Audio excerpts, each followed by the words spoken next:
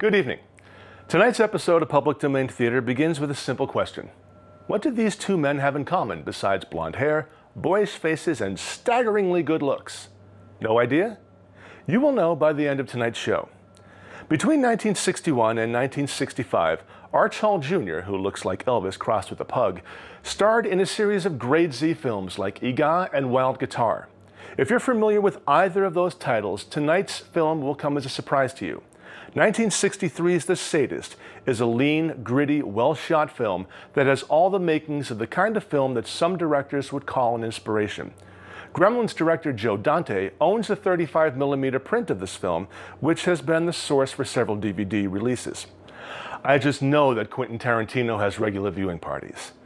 The film came as a surprise to me. I was actually shocked at how well made it was.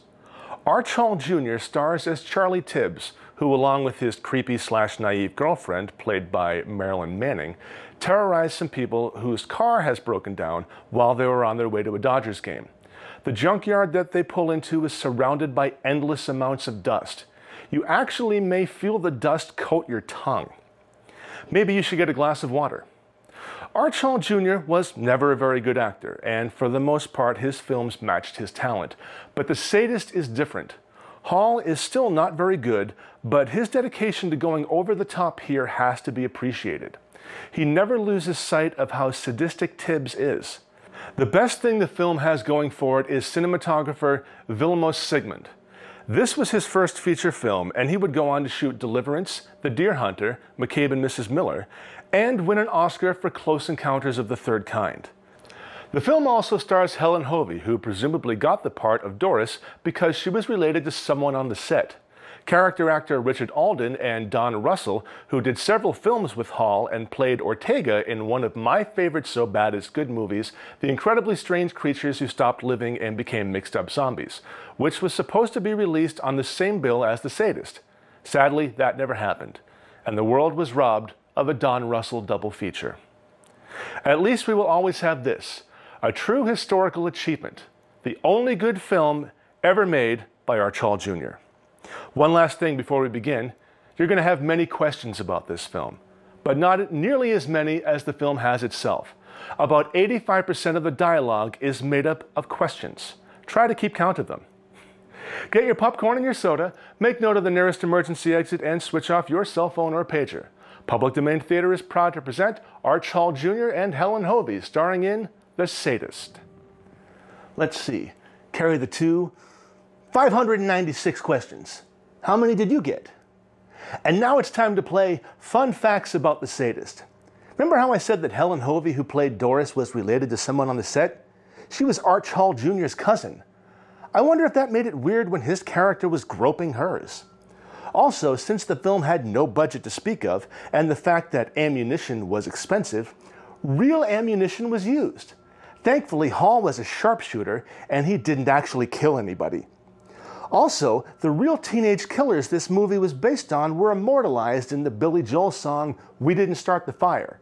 You know the lyric, Starkweather homicide, children of thalidomide. Oh, did I forget to mention that? My bad. The Sadist was the first film that was loosely based on real-life killers Charles Starkweather and Carole Ann Fougat. Remember how I said earlier that the director Joe Dante was a fan? There are several other directors that use the same killers as a basis for their own characters.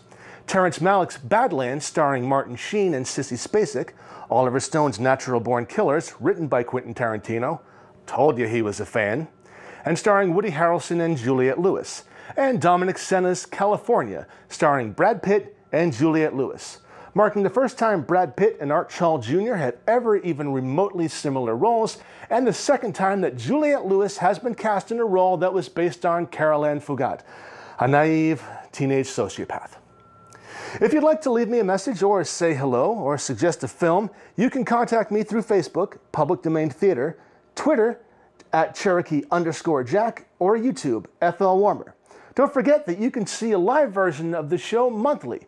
Public Domain Theater Live at Popcorn Noir in East Hampton, Massachusetts is a lot of fun, the movies are free, and the food is excellent. Make sure to check out Popcorn Noir's website, www.easthamptonpopcorn.com, for showtimes. Until we meet again, people, I have got to find myself a good chiropractor. Oh.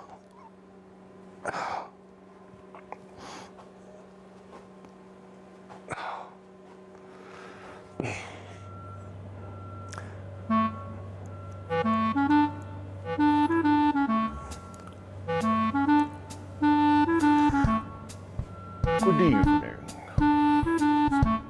I just know that Quentin Tarantino has regular viewing parties. Why can't I get that right?